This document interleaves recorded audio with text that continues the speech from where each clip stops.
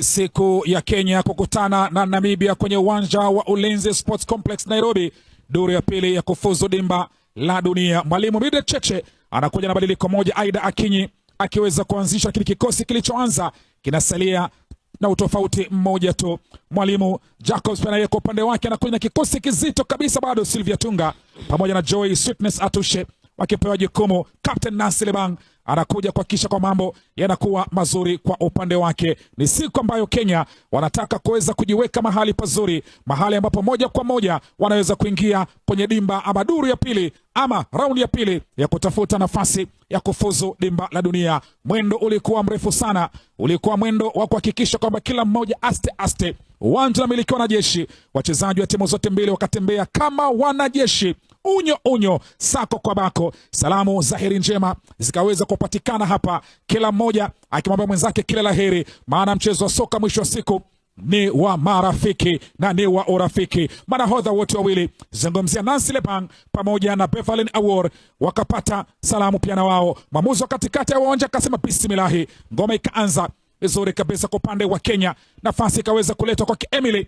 Adhiambo, lakini shuti lake likawa ni la kumwagika nje, shuti ambalo halikumsumbua mlinda mlango mwite Sylvia Tunga. Na hii ili kuonesha ni kwa namna gani taswira ya mchezo itakavyokuwa, maana ni mapema mno. Kama walivyofanya mkondo wa kwanza, wanaanza kwa kutafuta mabao ya mapema, na si hilo tu, hata kona iliyopigwa baada ya hapo unamwona goalkeeper anahusika, lakini ili kuonesha ni kwa namna gani picha ya mchezo itakavyokuwa. Kona nyingine ikaletwa kwa manufaa ya Kenya, kichwa kikalia chake mchezaji Faith Boke, lakini ikawa haina madhara kwa Sylvia Tunga, na wakaingia tena Kenya pale katikati, mtu kageuzwa tena kwa chini, shuti likapigwa, lakini bado likawa linaingia kwenye mikono ya mlinda mlango Sylvia Tunga. Na ni kama hapa Junior Stars walikuwa wanawatongoza hawa Namibia, kwa sababu ni mapema mno, mashuti alikuwa anakuja moja baada ya jingine. Si kawaida wao kuanza kupiga mashuti ya mbali. Huenda Mildred Cheche alikuwa amemwambia huu mkondo wa pili tufanye kama tulivyofanya mkondo wa kwanza kwa kupata mabao ya mapema. Ndakaka ile ikaweza kuwaokoa Namibia kuweza kufunga bao kipindi cha kwanza. Shuti lilipigwa la mbali kabisa na Aida Akinyi, goalkeeper Sylvia Tunga akaweza kuchanganya, lakini kipindi cha kwanza ikawa ni Kenya 0 Namibia 0. Lakini kikubwa kabisa wakarejea uwanjani timu zote mbili, mashabiki wakajua kwamba huu ndio ule wakati, akacheza na Name Aurie, lakini hapa mali ikaingia kwake mchezaji Emily Adhiambo akaiweka mbele ya Brenda Acheng akafungua mabao dakika ya 47 kipindi cha pili. Ujanja, maarifa na hekima waliotumia wachezaji wa timu ya Kenya, hili ni bao zuri sana. Ukiangalia maarufu ile split alioiweka kuwaweka mabeki kuchanganyikiwa. Goalkeeper alijaribu kutoka, lakini alikuwa shachelewa na akauficha ule mpira chini pale kwenye nyayo zile zake. Kwa nini asishangilie kwa jinsi alivyoshangilia bao hili? Muhimu kabisa kutangulia. Brenda Acheng akaweza kufunga bao la kwanza kwa manufaa ya Kenya, ikaanzwa nyuma huko, ikadokolewa pale, akavalishwa mtu kanzu. Emily Adhiambo dakika ya 54 akamdungua Sylvia Tunga baada ya kazi nzuri kabisa kuvalishwa kanzu mchezaji mwite Sherifa Kodi. Wanasema unamhongera na kumsifia mfungaji, lakini pia goalkeeper atakuwa na maswali hapa ya kujibu, kwa sababu ule mpira na umaarufu alioonyesha kipindi cha kwanza nilifikiri angeudokoa labda iwe kona, lakini hamna, laandikwalo ndilo huwa. Kenya hawakusitia hapo.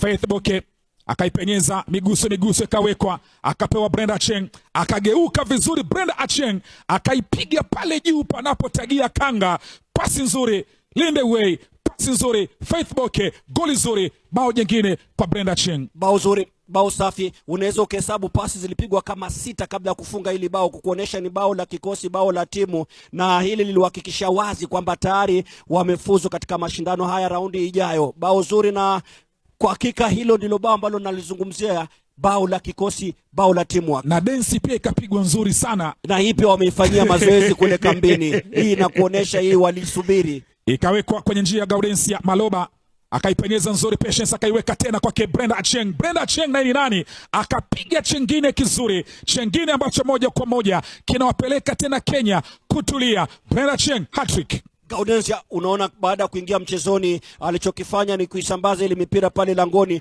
na wao ni kama waliyafanyia mazoezi, wakamwambia Brenda tutakutilia leo uondoke na huu mpira kwa kupiga hat-trick, na haja waangusha. Haswa kipindi cha pili walikuwa very clinical Junior Starlets. Walikuwa very clinical, na hapa benchi zima la ufundi likasema kwamba inaweza.